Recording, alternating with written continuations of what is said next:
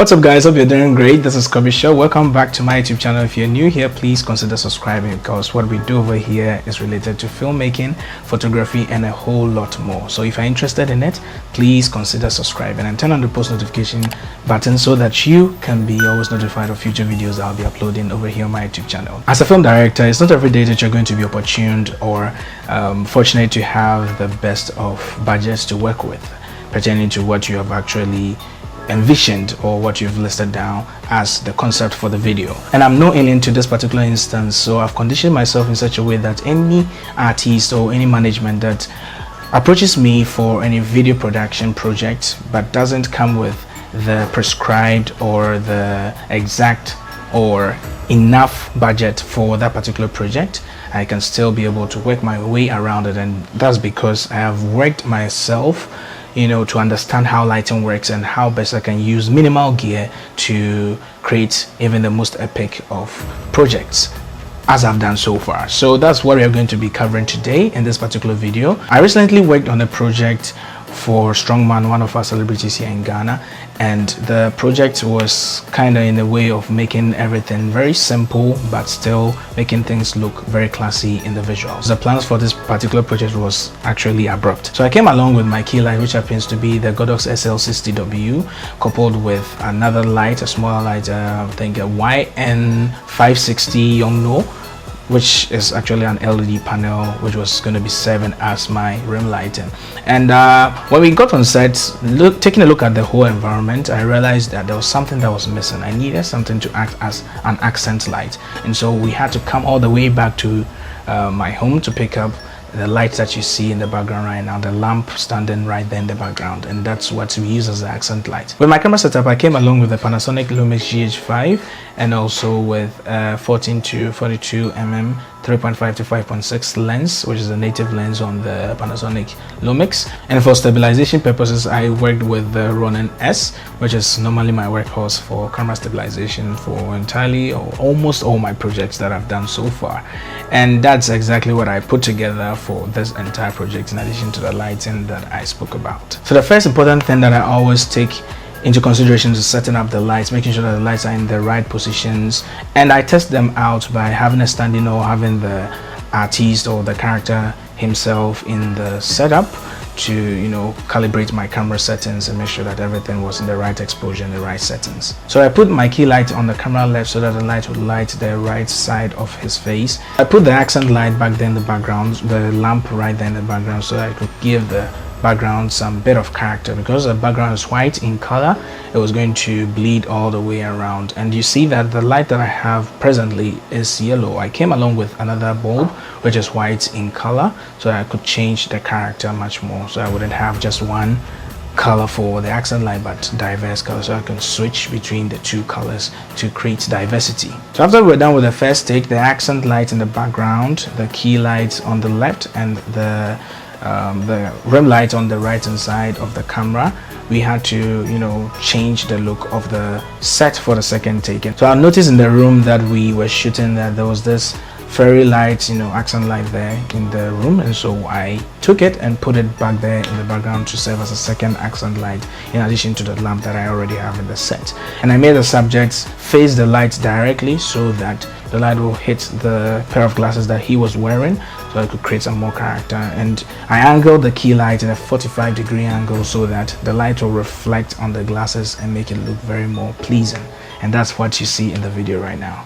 We went for a classic look, and so you see the artist wearing a suit, and you see that he's wearing a turtleneck as well, and everything illuminates class because he's wearing a black suit and he had gold ornaments around his neck as well as his arm and everywhere that was necessary to have gold ornaments.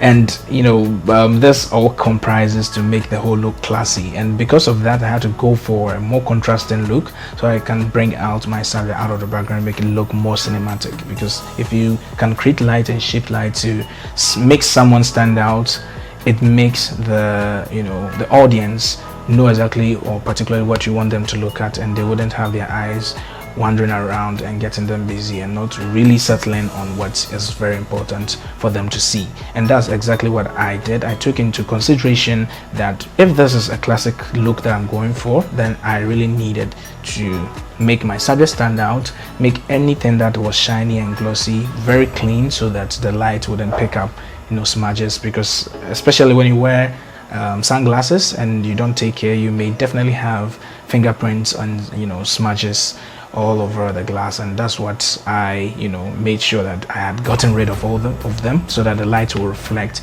and still maintain a classic and a clean look. So we came to the last shot of the whole project, where I had my artist sit in a seat and I positioned the light exactly where it was before, but a little bit to the left, and I had to move the accent light, the first accent light, and change its hue to the white instead of the warm before, because I needed to change things a little bit to make the background a little bit more, you know, appealing and different, most importantly different. And the accent light that looks like fairy lights, you know, separate lights, bouquet balls all there in the background, I still maintained where it's supposed to be so that I would frame and still keep them in the shot. And because this was a little bit wider than before, you realize that the accent lights were coming into view, or coming back more into focus, which wasn't a problem because after all, I've shot almost everything in, you know, very shallow depth of field, and I could still manage and still maintain some little bit of detail in the background, no matter if my accent lights were coming into view.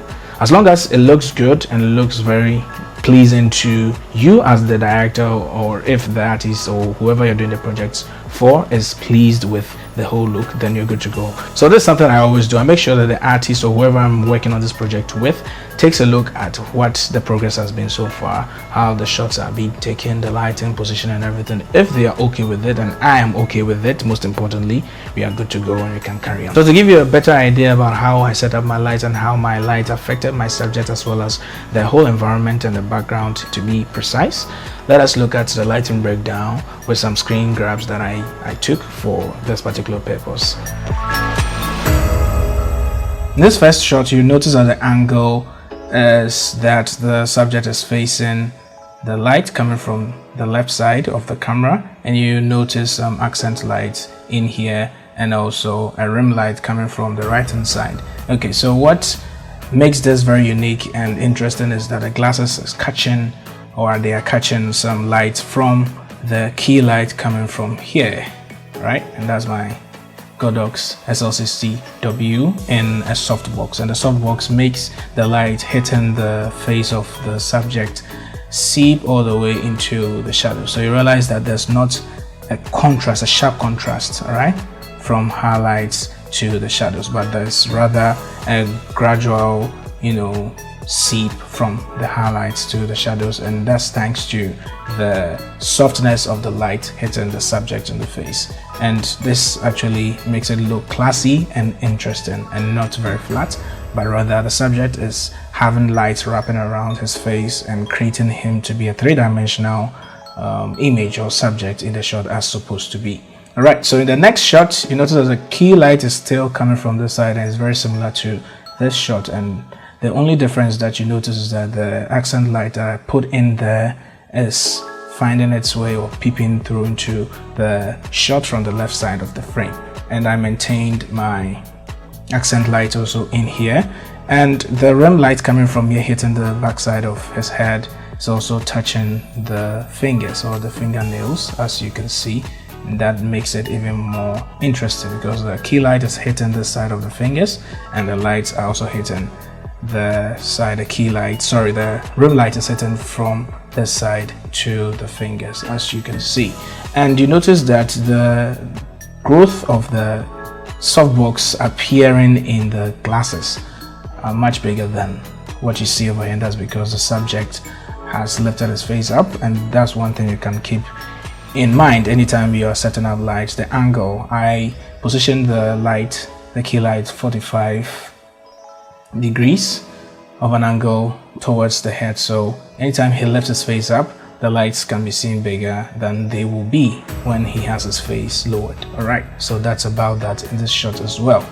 Okay, so in the next shot, you notice that the angle in the frame or the shot size has actually changed. Now we are revealing a little bit more of the subject's body, where you see the suit in black, and that's what influenced the whole look of the shot. So there's a warm tone in here for the accent light, and the key light is also still coming from the left side of the frame, and I still maintained my rim light coming from the right hand side. In here you don't see the accent light that I have, the fairy lights in here with nice bouquet in this particular shot, and that's because I hadn't positioned that in the first take. And this is actually one of the very first takes I took in the whole project, and this also creates a little bit more of separation, the rim light coming from the right and the light being emitted from the accent light in here hitting the background, making it look very, very interesting. All right, so you see warm tones in here coming from this light, and also the light hitting the subject in the glasses. You notice that the reflection in here is much bigger than any reflection that you see in here, and that's because this is closest to the key light, and that's how you can tell in a shot where you don't find the key light, or where you can determine where the light is actually coming from. And that's one thing you can look at. Anything reflective, as long as it's taking much more of the light source, then it's always, there are lots of chances that the light is actually coming from that particular direction. And that's about this shot. So the next shot is this shot where the subject is kind of looking in a silhouette form. Right, I maintained my accent light in here, and notice that the accent light has changed from this warm tone to a much cooler look. All right, and that's because I swapped the warm bulb for a white one, and this continues to create more contrast from cool tones to warm tones, and the subject himself sits in the center, which creates a little bit more contrast. And you'll notice that the light coming from the right hand side hitting his face is creating some rim in here, all right, all the way touching this side, and that's where the separation from the shadows to the highlights are. And that's because the light is hitting from an angle off the camera. The camera is hitting the subject from this direction, all right, and the light is also coming from this side, which isn't very directional to the light, and that's why you see the light hitting this side much more, this side much more of the subject, and not so much over here on this side. All right, and that's one way you can create a three-dimensional look for your subject in a shot. And you also notice that there's no rim light and carving him out of the background, because he's in a silhouette form and the background is in a highlight form or very bright in exposure. Then you can notice a sharp contrast, still maintaining a separation of the subject or an image isolation. The next and the last shot which I'm going to talk about is this particular shot where you see more conspicuous accent lights being revealed in the shot, and you notice this as a pillar, also creating more separation from one side of the background or one part of the background to the next. And you also notice this warm tone hitting the side of my subject, and that's because the rim light is warm in tone coming from the left side of the camera or the frame. And also you notice a soft light hitting this part of my subject's face, and that's because the key light is coming all the way from there to hit this side. And because of proximity, because the light is not very close to the subject, you don't see the light very conspicuous, but it is good enough or is exposed enough for us to see the separation of the cool tones from the warm tones of the side of his head, which is being projected by the rim light. And that's about that for the lighting breakdown of the project. Thank you very much for watching this video to the very end. If you enjoyed this, please leave a like and comment in the comment section below, and also subscribe to my channel if you are new, most importantly, and turn on the post notification button to be notified of all future videos that I'm going to be uploading on my YouTube channel. And until the next video, have a wonderful day. See ya.